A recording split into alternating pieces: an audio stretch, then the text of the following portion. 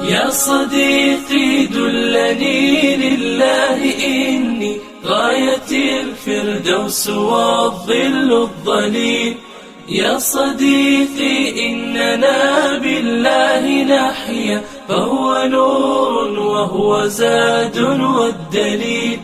يا صديقي دلني لله إني غاية الفردوس والظل الظليل. 5. Terakhir kami dari kajian panitia Mutazah menyampaikan terima kasih sebesar-besarnya kepada Masjid Satan Mulimas, Gereja dan Sakit Pelayanan Ibadah dan pihak-pihak lain yang telah membantu dan mendukung kami. Tak lupa jika ada kekurangan satu dan lain hal atas penyelenggaraan kajian ini, kami mohon maaf dan pengikhlasan. Jazakumullahu khairan. Barakallahu fiikum. Wassalamualaikum warahmatullahi wabarakatuh. Assalamualaikum warahmatullahi wabarakatuh. Innal hamdalillah nahmaduhu wa nasta'inuhu wa nastaghfiruh wa na'udzu billahi min shururi anfusina wa min sayyiati a'malina. Man yahdihillahu fala mudhillalah wa man yudlilhu fala hadiyalah. Wa asyhadu an la ilaha illallah wahdahu la syarika lah wa asyhadu anna Muhammadan abduhu wa rasuluh. Qala Allah Ta'ala fi kitabihil karim, ya ayyuhalladzina amanu taqullaha haqqa tuqatih wa la tamutunna illa wa antum muslimun. Amma ba'd. Kaum muslimin, para jamaah yang dirahmati oleh Allah Subhanahu wa taala, mari kita panjatkan puja dan puji syukur kita kehadirat Allah Subhanahu wa taala atas segala limpahan nikmat, karunia dan hidayahnya kepada kita semuanya, sehingga kita masih diberikan kesempatan untuk dapat menghidupkan Ramadan ini dengan berbagai macam ibadah, dan kita dapat menjalankan puasa secara maksimal dengan baca Al-Quran, dengan qiyamul lail, sedekah dan ibadah-ibadah yang lainnya. Dan selawat serta salam kita sampaikan kepada Nabi kita yang mulia, Nabi Muhammad sallallahu alaihi wasallam, beserta keluarga beliau, sahabat-sahabat beliau, serta orang-orang yang senantiasa istiqomah di atas sunnah beliau. Para jamaah yang dirahmati oleh Allah Subhanahu wa taala,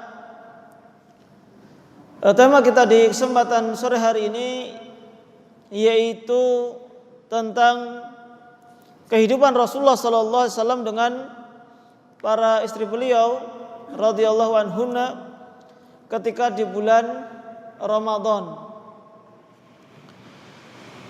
Karena bagaimanapun juga kita sebagai seorang mukmin harus mencontoh Rasulullah sallallahu alaihi wasallam dalam semua lini kehidupan, baik itu dalam akidah, dalam ibadah, dalam berakhlak, bahkan dalam kehidupan rumah tangga beliau. Karena Allah Subhanahu wa taala berfirman, laqad kana lakum fi Rasulillahi uswatun hasanah liman kana yarjullaha wal yawmal akhir wa dzakarallaha katsira. Sesungguhnya pada diri Rasulullah sallallahu alaihi wasallam terdapat suri tauladan yang baik bagi kalian, yaitu bagi yang mengharapkan perjumpaan dengan Allah Subhanahu wa taala, mengharapkan rahmat dari Allah dan juga hari akhir. Wa dzakarallaha katsira, dan dia banyak berzikir, ingat kepada Allah Subhanahu wa taala. Jadi konsekuensi orang yang beriman kepada Allah, orang yang mengharapkan rahmat Allah Subhanahu wa taala, harus menjadikan Rasulullah sallallahu alaihi wasallam tauladan bagi dirinya dalam setiap hal. Jadi kalau berbicara tentang menjadikan Rasulullah sebagai teladan ya semuanya. Tidak bisa kita hanya menyontoh akhlaknya saja sehingga akidahnya jauh dari Nabi sallallahu alaihi wasallam. Atau kita berbicara masalah akidahnya Rasulullah, akidahnya para sahabat, tapi dari sisi muamalah, dari sisi pergaulan, dari sisi kehidupan rumah tangganya jauh dari kehidupan Rasulullah sallallahu alaihi wasallam. Maka ini juga kurang tepat. Akan tapi kita harus berusaha untuk mencontoh beliau. Meskipun ya kita harus mengakui bahwasanya kita tidak mungkin sama persis semuanya. Akidahnya sama persis, tapi insya Allah bisa mencoba untuk mirip dengan akidahnya. Begitu pula dengan masalah akhlaknya, masalah pergaulannya. Kalau persis 100% mungkin kita memang tidak bisa, tapi kita harus berusaha untuk mengkajinya, mempelajarinya. Kita berusaha untuk miriplah dengan apa yang dicontohkan oleh Nabi Shallallahu Alaihi Wasallam. Begitu pula dalam masalah kehidupan rumah tangga beliau. Maka kita berusaha untuk menyontohnya. Kalau bapak-bapak ketika menyontoh kehidupan rumah tangga, yang disampaikan pada istri cuma masalah apa? Ta'adudnya aja ya. Istrinya Rasulullah itu 9, umatnya itu boleh 4. Saya cuma mau nambah 1 saja nggak boleh sama istrinya. Selalu itu yang dibawakan bapak-bapak ya. Ini bukan hanya sekedar ta'adudnya, nanti bagaimana cara memperlakukan istrinya. Dari sisi memperlakukan masih sama atau sudah sama atau masih berbeda. Jangan cuma masalah pengen nambahnya lagi. Sehingga semuanya pun juga harus diperhatikan. Karena Rasulullah SAW adalah laki-laki yang terbaik, suami yang terbaik. Karena beliau mengatakan khairukum li ahli wa ana khairukum li ahli. Sebaik-baik kalian adalah yang paling baik terhadap keluarganya, terhadap istri-istrinya. Dan saya adalah yang paling baik terhadap keluargaku, terhadap istriku. Ini tentu Rasulullah SAW bukan bermaksud menyombongkan diri, namun menjelaskan kenyataannya yang ada pada diri Nabi SAW, dan agar para sahabatnya itu juga nyontoh bagaimana memperlakukan istri-istri beliau. Sehingga dalam rumah tangga ya ternyata kita banyak sekali bisa mengambil pelajaran dari kehidupan Nabi SAW. Dan khususnya dalam masalah puasa di bulan Ramadan ini juga banyak sekali pelajaran yang bisa kita ambil dari kehidupan Nabi SAW. Yang pertama di sini adalah bagaimana Nabi SAW mengajarkan perkara agama. Dari Aisyah radhiyallahu anha, beliau bertanya kepada Nabi SAW, "Ya Rasulullah, ara'aita in alimtu ayu lailatul qadri ma aqulu fiha?" Wahai Rasulullah, jika aku menjumpai suatu malam yang malam itu adalah malam Lailatul Qadar, apa yang aku ucapkan? Maka Nabi SAW mengajarkan kepada Aisyah, "Quli Allahumma innaka afuwun tuhibbul afwa fa'fu anni." Ucapkanlah, Allahumma innaka afuwun, ya Allah sesungguhnya engkau adalah zat yang maha pemaaf atau pengampun, dan engkau mencintai kemaafan, maka ampunilah aku, maafkanlah aku. Ini pelajaran yang pertama, semangatnya Aisyah radhiyallahu anha sendiri untuk bertanya masalah agama. Dan ini juga menjadi keistimewaan wanita-wanita Ansor pada umumnya. Sampai-sampai Aisyah radhiyallahu anha memuji para wanita Ansor. Khairun nisaul Ansor atau ni'man nisaul Ansor. Sebaik-baik wanita secara umum adalah wanita kaum Ansor. Kenapa wanita Ansor dikatakan yang terbaik menurut Aisyah radhiyallahu anha? Lam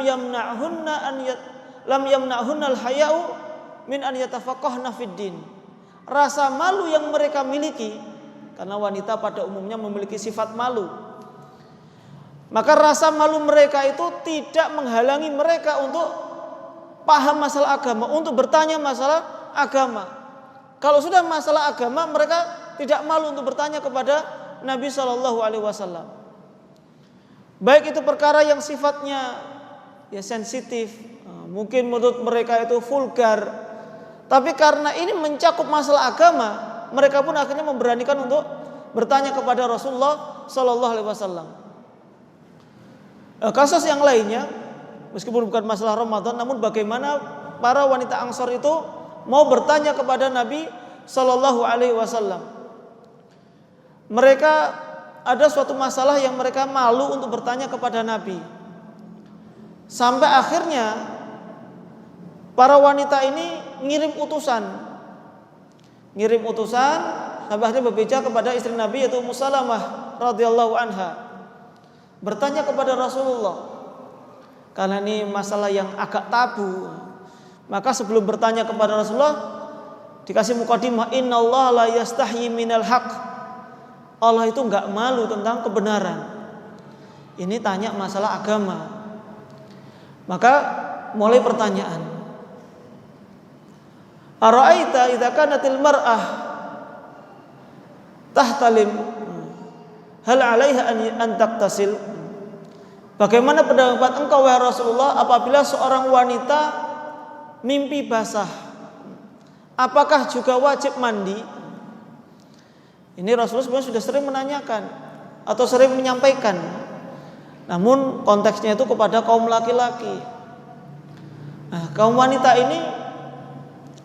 itu lebih jarang mimpi basah daripada kaum laki-laki. Sudah beristri semua yang di hadapan saya ini. Kalau nggak percaya tanya istri-istri antum semuanya.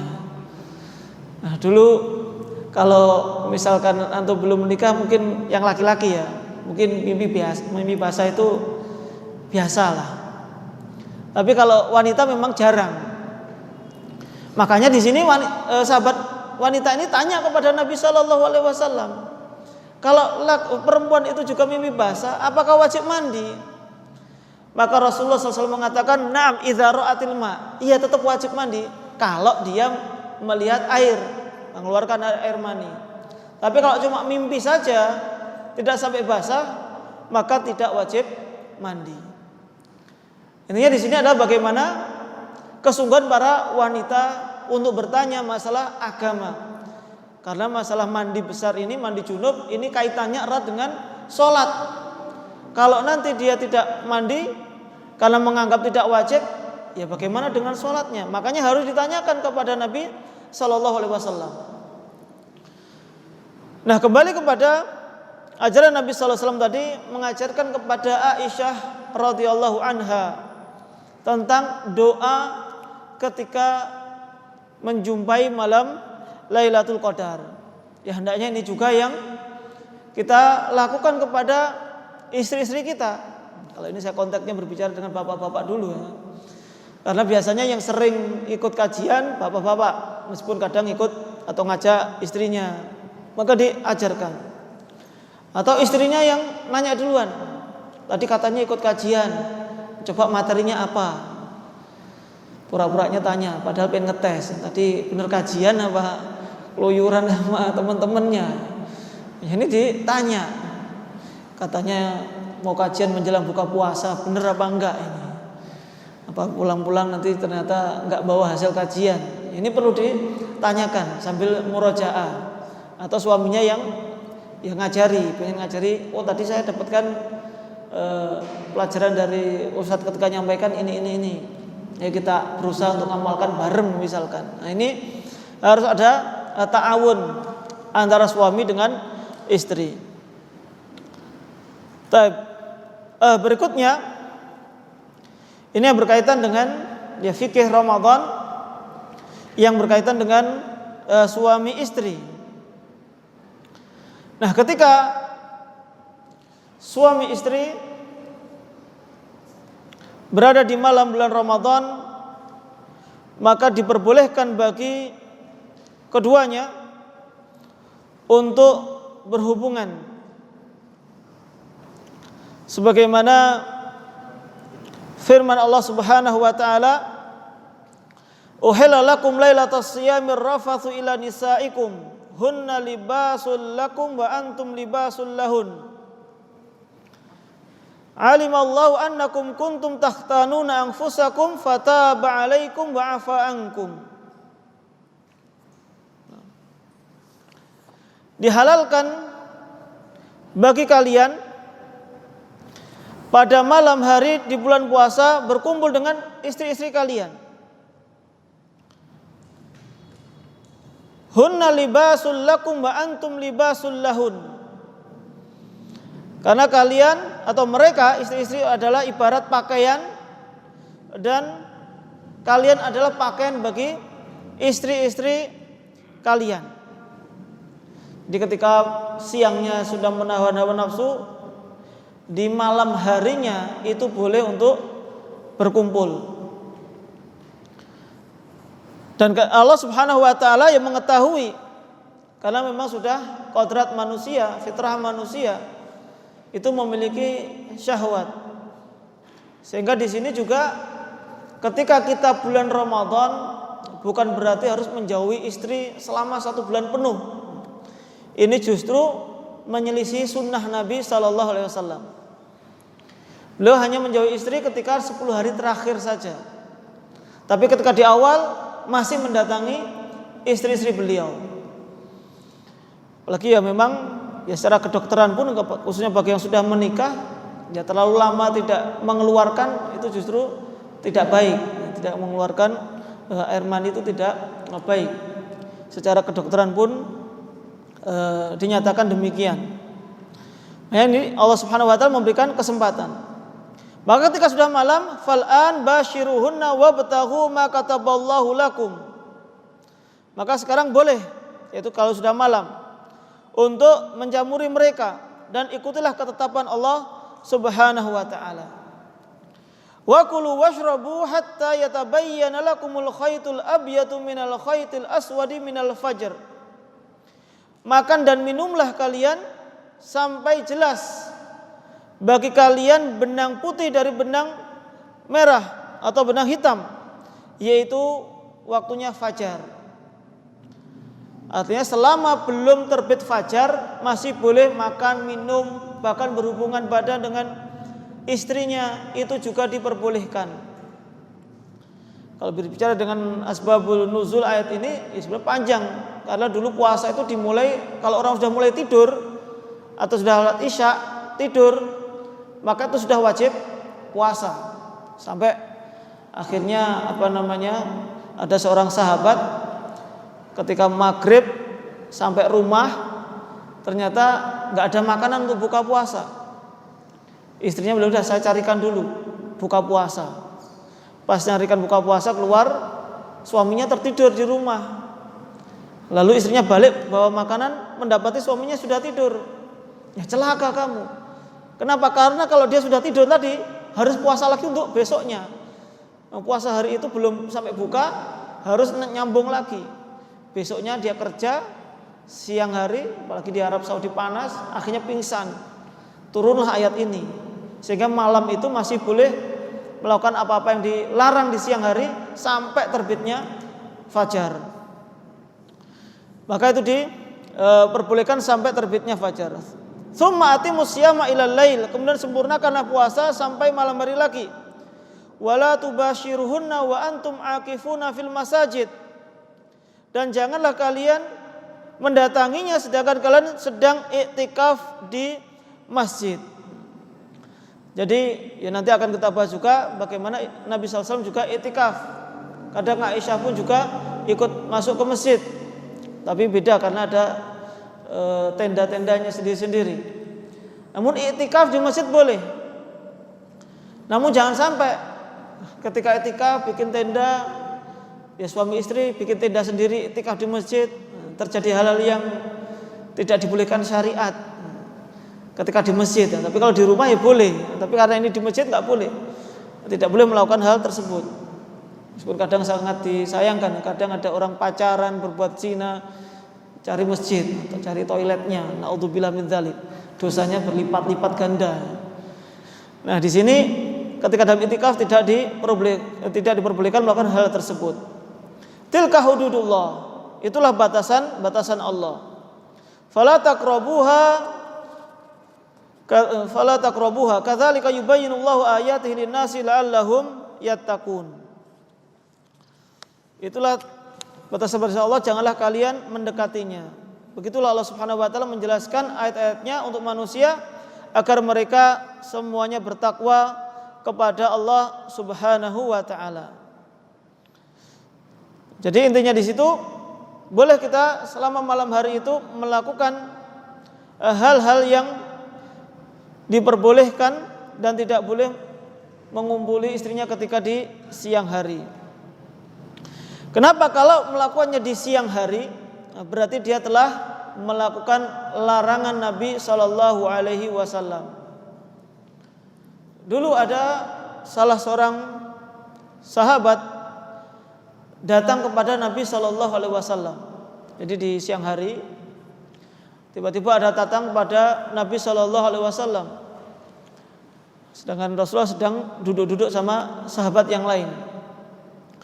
Lalu orang tersebut mengatakan, ya Rasulullah, halaktu ya Rasulullah, aku binasa, celaka aku. Mengeluh kepada Nabi Shallallahu Alaihi Wasallam. Lalu Rasul bertanya, malaka? Ya ada apa? Kamu kok tiba-tiba mengatakan celaka dirimu, hancur dirimu?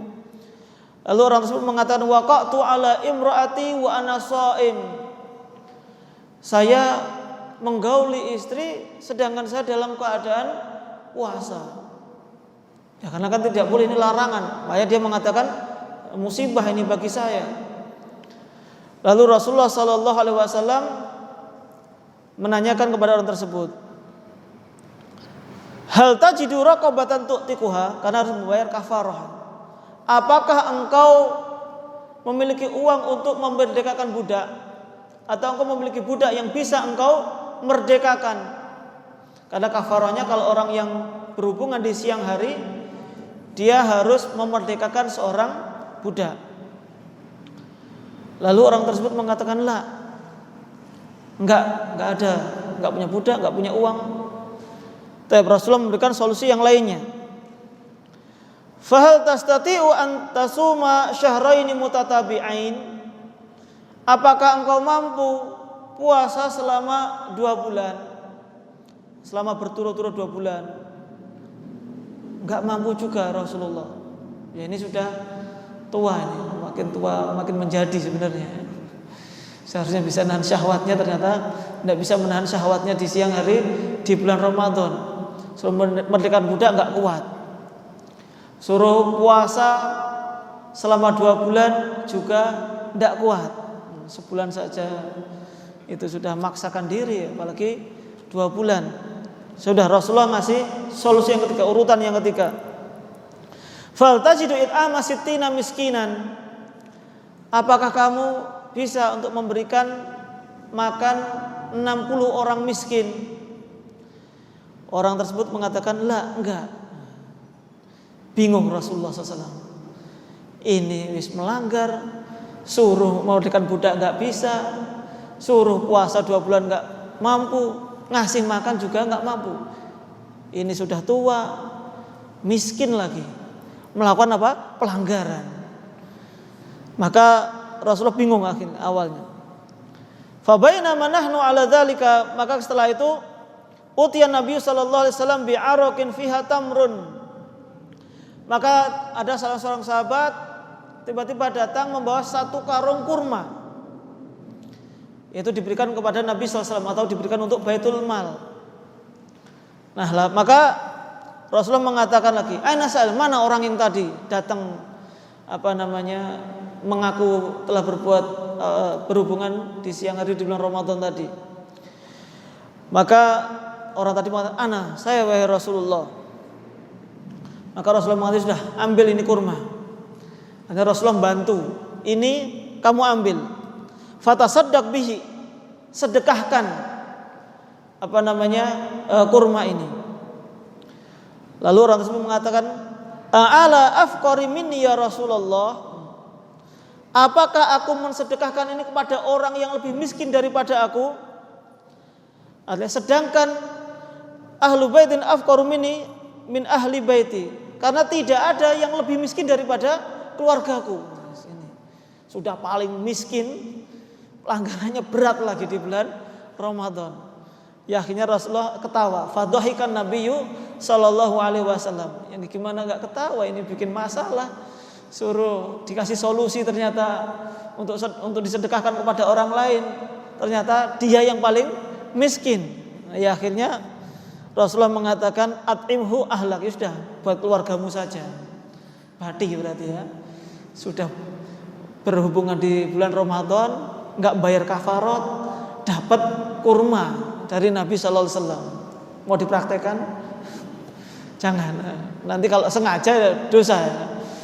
Oh sudah, nanti saya minta solusi sama ustaz saya, mumpung saya paling miskin, saya juga tua, saya berhubungan enggak apa-apa lah. Karena enggak merdekakan budak enggak mungkin. Puasa saya enggak kuat. Ngasih orang miskin enggak punya uang. Suruh sedekah enggak ada uang. Nanti aja lapor ke ustaz biar dikasih uang buat sedekah keluarga saya. Kalau sengaja seperti ini tidak boleh ya. Namun intinya tadi adalah ya, kita ketika di siang hari dilarang untuk berhubungan suami istri dengan istri kita meskipun istri sendiri, apalagi istri orang lain, apalagi berbuat zina baik siang atau malam juga tidak diperbolehkan. Nah, namun apabila di malam harinya mendatangi ternyata di pagi hari belum sempat mandi, maka bagaimana? Dalam hadis Aisyah radhiyallahu anha diceritakan, qad kana Rasulullah sallallahu alaihi wasallam yudrikuhul fajru fi Ramadan wa huwa junubun min ghairi hulumin fayaktasilu wa yasum. Rasulullah sallallahu alaihi wasallam pernah menjumpai waktu fajar di bulan Ramadan dalam keadaan junub, bukan karena mimpi basah. Ini ditegaskan, wa huwa junubun min ghairi hulumin, yaitu junub bukan karena mimpi basah, berarti karena berhubungan tadi. Fayaktasilu wa yasum, maka Nabi sallallahu alaihi wasallam pun mandi dan melanjutkan puasa. Jadi ketika berhubungan di malam hari, memang afdolnya itu sebelum tidur mandi, afdolnya. Kalaupun tidak mandi, wudu pun juga boleh. Kalaupun tidak melakukan kedua-duanya, tidak mandi dan juga tidak wudu, langsung tidur, itu pun juga diperbolehkan. Nah, ketika sudah tidur, belum sempat mandi, ternyata bangun-bangun sudah azan subuh. Maka apa yang terjadi? Ya dia harus melanjutkan puasanya. Dia mandi, kemudian sholat subuh. Kalau melakukannya habis sahur, boleh apa enggak? Sebelum subuh ini, ya boleh. Namun khawatir antum nanti capek. Ya lebih baik sebelum sahur, nanti bisa makan terlebih dahulu. Ini bicara dari sisi fikihnya ya, bukan bicara yang ndak-ndaknya. Tadi bicara dari sisi fikihnya. Jadi boleh. Sebenarnya mau sahur, setelah sahur atau sebelum sahur, selama belum subuh itu masih diperbolehkan selama belum azan. Dan ini pun juga pernah dicontohkan oleh Nabi sallallahu alaihi wasallam. Nah, kalau ketika berhubungan pas waktu sahur kemudian terdengar azan. Kalau pembahasan lagi makan itu kan sudah sering. Kalau wal inau fi yadik baina yadik, kalau sahur makanan masih ada di hadapan kita, apa yang dilakukan suruh neruskan. Tapi kalau lagi berhubungan kemudian terdengar suara azan, maka wajib menghentikan. Enggak boleh hatta yaqdi hajatahu, sampai menyelesaikan hajatnya enggak boleh. Kalau dalam masalah ini, kalau masalah ini harus segera diselesaikan. Dan puasanya tetap sah, tetap dilanjutkan. Di sini Imam Nawawi rahimahullahu taala berkata, "Lau tala al-fajru wa huwa mujami'un fanaza'a fil hal sahha shaumuhu." Jika telah terbit fajar sedang ia dalam keadaan berhubungan, maka ia harus langsung mencabutnya seketika dan puasanya sah. Puasanya sah. Meskipun sebenarnya sudah tinggal 5 detik lagi mencapai puncaknya, tetap tidak boleh dilanjutkan. Kalau tetap dilanjutkan, maka kena hukuman yang pertama tadi atau sebelumnya tadi, yaitu memerdekakan budak atau puasa 2 bulan berturut-turut atau memberikan makan 60 orang miskin. Nah, itu ketika di malam hari. Lalu ketika siang hari,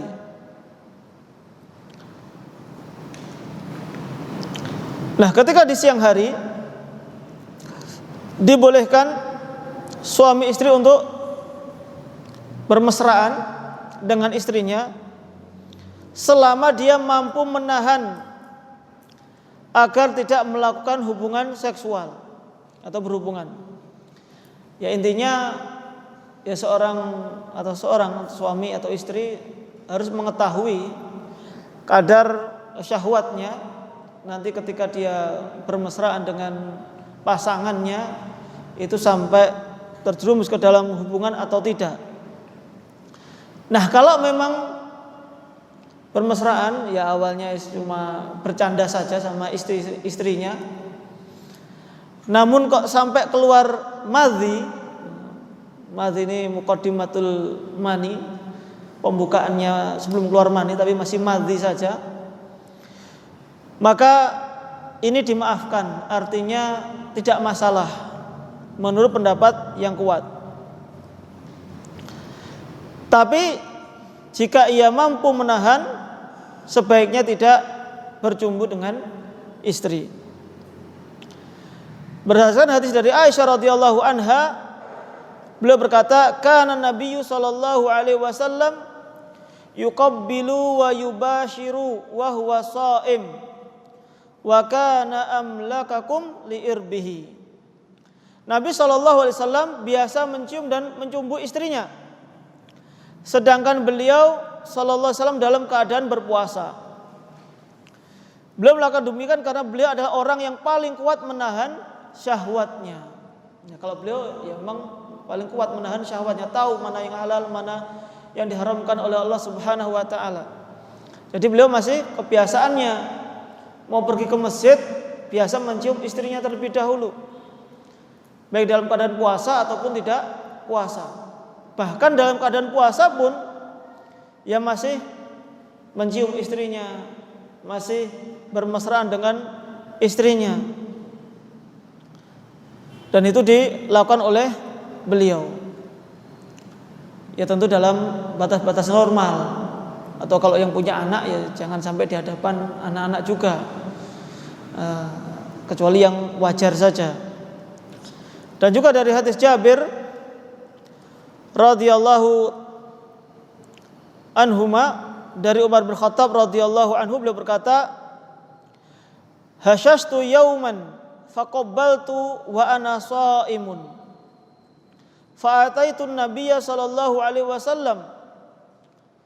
Pada suatu hari ada rasa rindu dan hasratku muncul sehingga aku pun mencium istriku sedangkan saya dalam keadaan puasa. Lalu aku pun mendatangi Nabi SAW dan aku berkata kepada beliau, "Sonatul yauma amran aziman." Saya melakukan hal yang besar, yaitu kesalahan yang besar. Apa itu? Qabaltu wa ana shaim. Karena aku tadi mencium istriku sedangkan saya dalam keadaan puasa. Faqala Rasulullah sallallahu alaihi wasallam, maka Rasulullah pun berkata, "Ara'aita lau tamatmatta bima'in wa anta sha'im, bagaimana pendapatmu jika engkau ketika berwudu kemudian berkumur dalam keadaan puasa, apakah membatalkan puasa? Fakultu la ba'sa bidzalik, enggak masalah. Kita puasa dan ketika berwudu kita kumur-kumur, itu tidak membatalkan puasa. Maka Rasulullah SAW mengatakan fafima, lalu apa masalahnya? Artinya kalau berkumur-kumur saja itu juga muqaddimah, memasukkan air ke dalam tenggorokan kita atau kerongkongan kita, maka begitu pula dengan mencium, itu sebenarnya juga muqaddimah untuk ya berhubungan. Tapi kan muqaddimah saja, tidak sampai mengeluarkan air mani, tidak sampai berhubungan, maka itu berarti juga tidak masalah.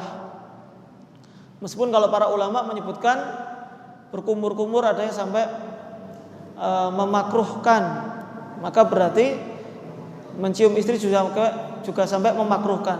Namun wal alam kita tidak bisa langsung memakruhkan secara mutlak. Kalau seseorang tidak bisa menahan hawa nafsunya, maka ya lebih baik tidak. Tapi kalau dia bisa menahan hawa nafsunya, tidak sampai jatuh ke dalam perbuatan atau berhubungan, maka secara asal itu pun tetap diperbolehkan.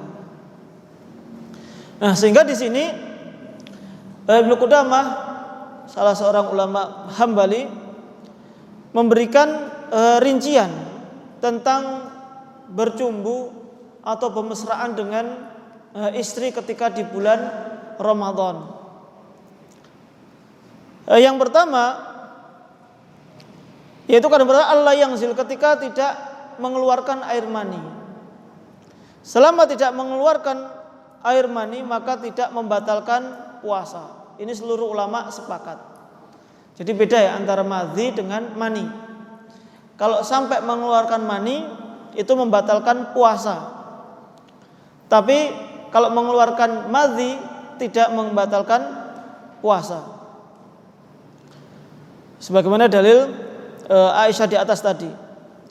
Adapun keadaan yang kedua, yumni fayuftir bi ghairi khilaf. Kalau mengeluarkan mani maka membatalkan puasa. Dan keadaan yang ketiga, an yumdi fayuftir.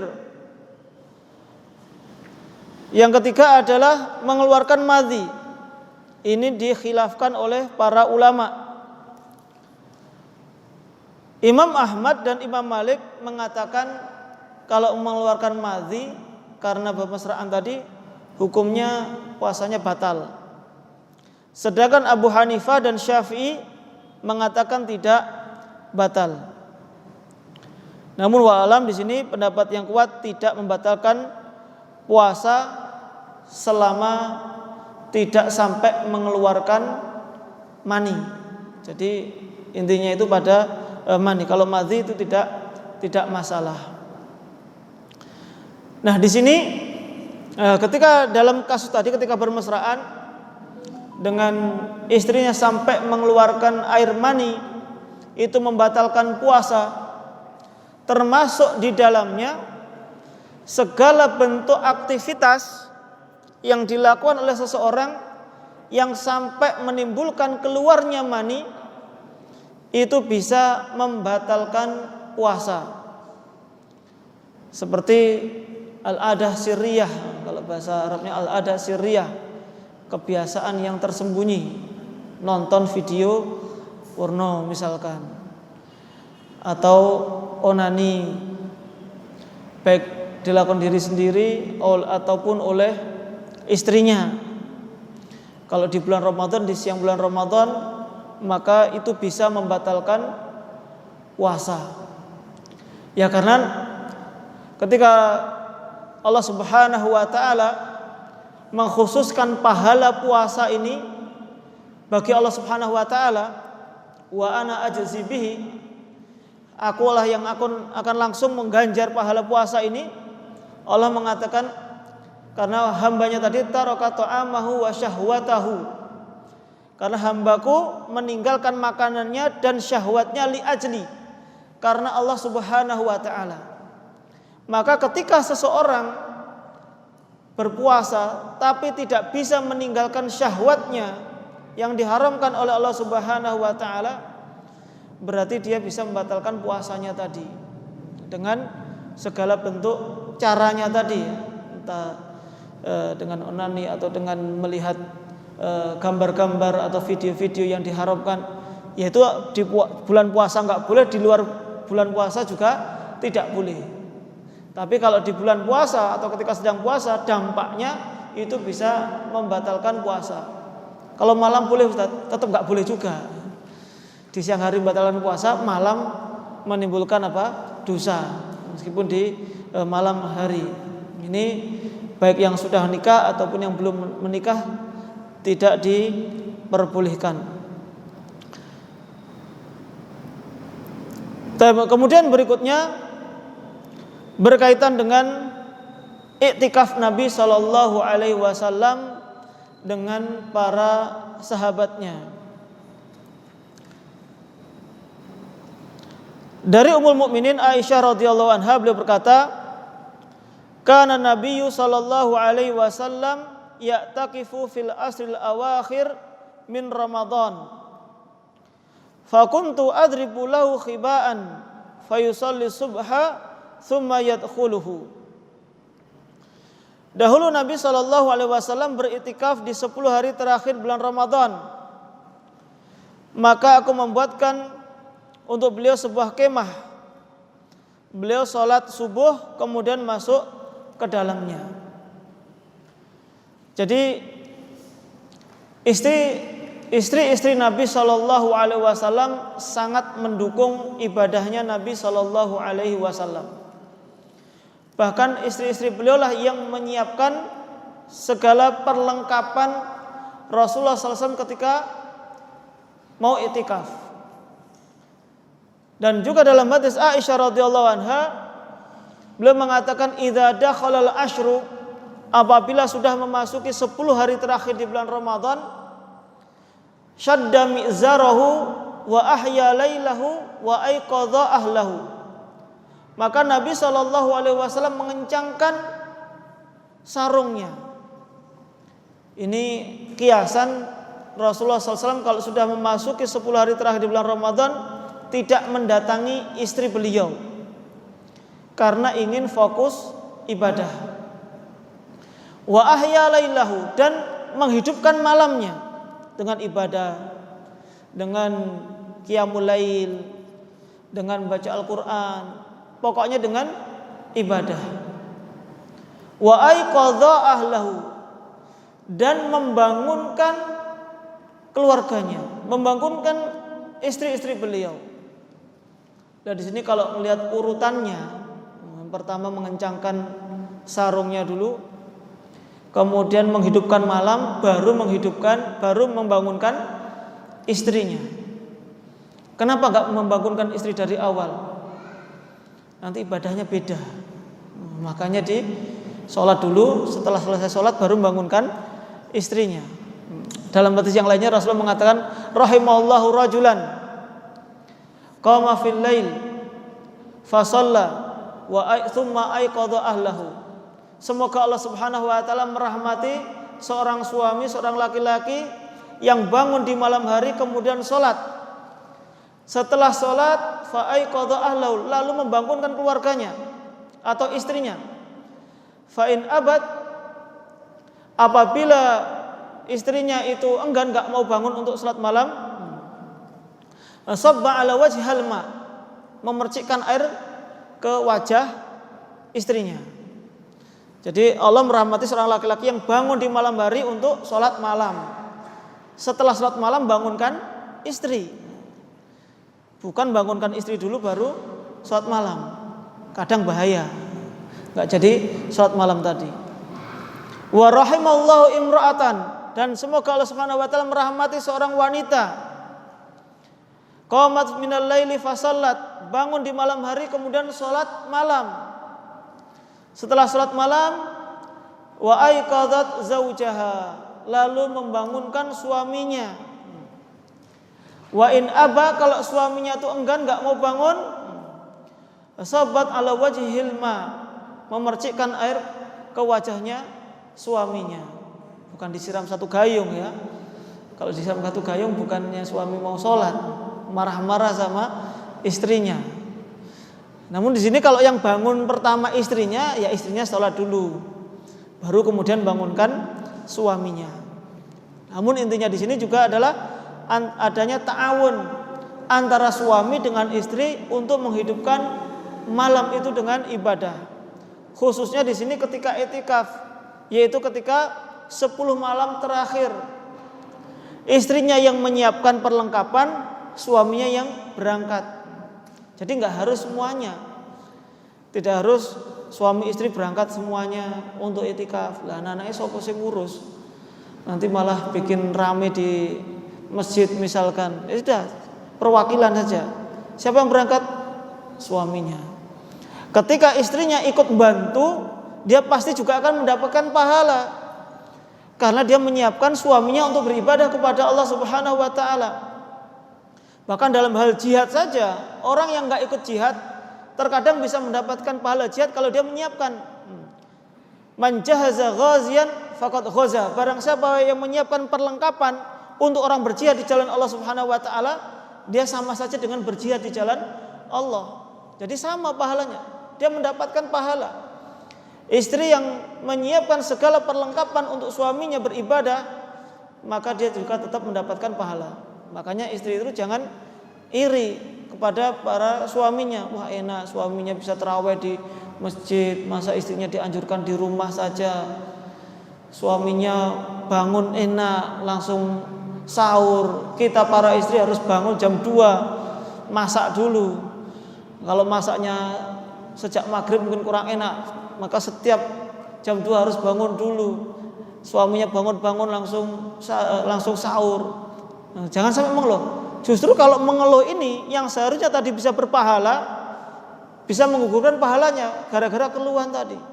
Tapi kalau diniatkan ini untuk anak-anak, untuk suami agar bisa puasa, agar kuat puasanya, maka istri pun juga akan mendapatkan pahala dari ibadahnya suami.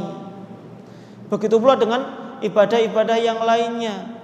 Suami terkadang memanfaatkan waktu subuh sampai waktu syuruk di masjid, istrinya masih di rumah, menyiapkan anak-anaknya, menyiapkan sarapan untuk anaknya yang enggak puasa, masih kecil misalkan, sehingga waktunya untuk baca Al-Quran berkurang.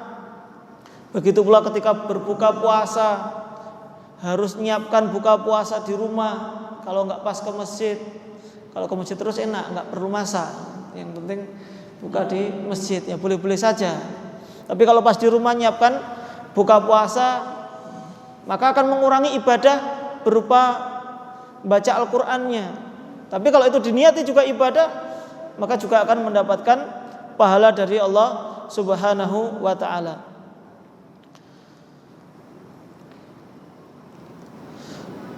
Dan juga adapun istri-istri Nabi sallallahu alaihi wasallam, dari zahir hadis Nabi, maka istri-istri Nabi sallallahu alaihi wasallam i'tikaf itu sepeninggalnya Rasulullah sallallahu alaihi wasallam. Sebagaimana dalam hadis Aisyah radhiyallahu anha, kana ya'takiful ashral awakhir min Ramadan hatta tawaffahu Allah. Biasanya Nabi sallallahu alaihi wasallam beriktikaf di 10 malam terakhir di bulan Ramadan sampai Allah wafatkan. Tsumma takafa azwaju min ba'dihi. Lalu istri-istri beliau baru iktikaf setelah Rasulullah meninggal dunia. Dari zahir ini menunjukkan ketika Rasulullah SAW masih hidup, para istri tidak ikut iktikaf. Karena tadi juga sedang menyiapkan. Atau sebenarnya ada riwayat yang lainnya, di situ tidak ada ya. Istri-istrinya itu sempat ikut iktikaf Nabi SAW. Yaitu ketika Rasulullah iktikaf, tadi kan Rasulullah iktikaf disiapkan tenda oleh Aisyah radhiyallahu anha. Memang sebenarnya yang kalau bisa itu memang disiapkan tenda kalau memang masjidnya luas ya. Artinya tidurnya ya di situ, kemudian aktivitasnya ya di situ. Kalau dia sedang ibadah itu tidak terganggu oleh orang lain pun juga tidak terganggu. Yaitu kalau masjidnya luas, kalau masjid sempit di sini kasih tenda semuanya ya jamaah yang lainnya nanti terganggu. Ini kalau masjidnya luas atau ada tempat yang kosong. Nah, dulu itu Nabi sempat membuat tenda. Pertama yang membuatkan adalah Aisyah radhiyallahu anha. Aisyah pun ya kadang sana, kadang nyisiri Nabi Shallallahu Alaihi Wasallam. Sampai akhirnya istri yang lainnya pengen juga. Hafsah minta izin bikin tenda lagi, dekat juga. Setelah Hafsah, Zainab bikin lagi tenda. Akhirnya Rasulullah yang merasa, wah ini nggak beres ini. Ini semuanya saingan dekat dengan Nabi SAW. Pengen yang ibadah, nanti malah sibuk ngurusi istri-istrinya. Akhirnya Rasulullah bubar, nggak jadi itikaf. Akhirnya nggak jadi itikaf. Di tahun itu Rasulullah nggak jadi itikaf. Ditunda sampai Syawal itikaf sendiri lagi.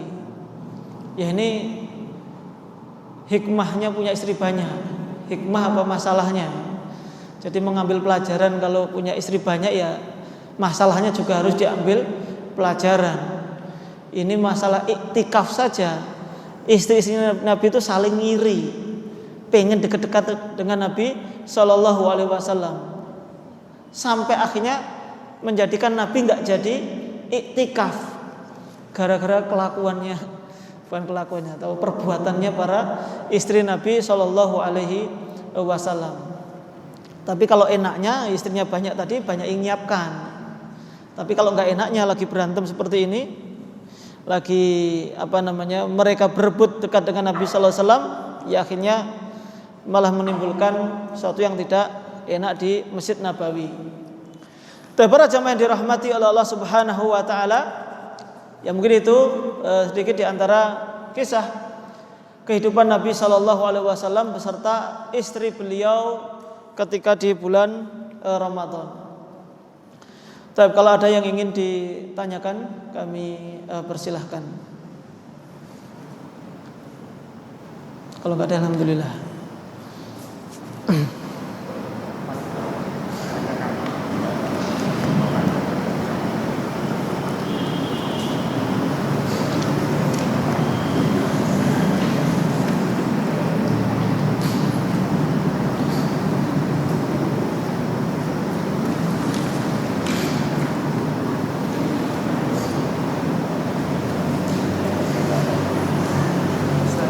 Nah, masalah sahur mendekati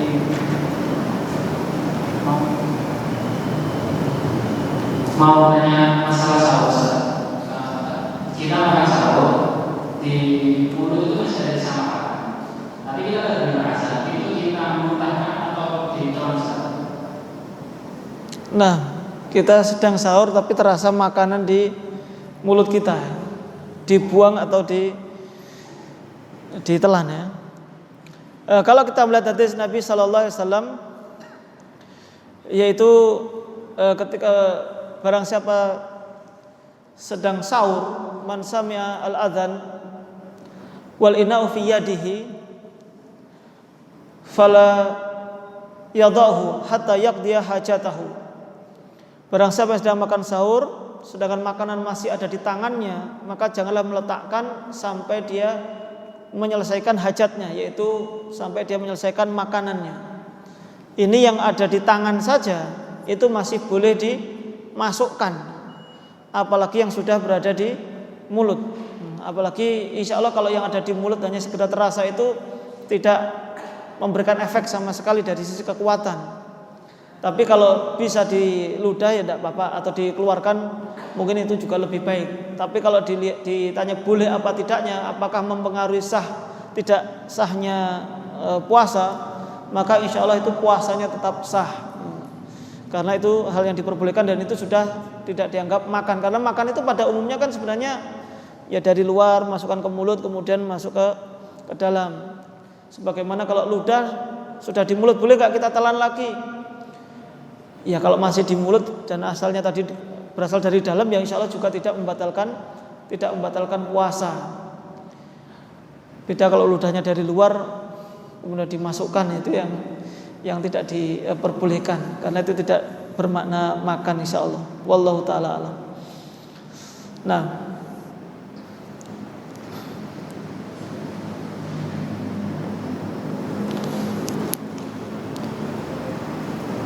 kita cukup sekarang.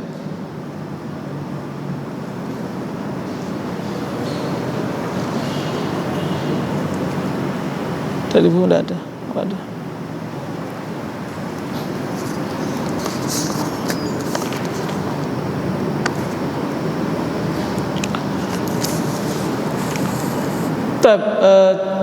Jika tidak ada yang ingin ditanyakan, kita tutup pertemuan kita di sore hari ini. Semoga bermanfaat bagi kita semuanya dan memberikan keberkahan baik kepada keluarga kita ataupun harta kita, sehingga kita diberkahi oleh Allah Subhanahu wa taala. Subhanakallahumma hamdik asyhadu an la ilaha illa anta astaghfiruka wa atubu ilaik. Assalamualaikum warahmatullahi wabarakatuh.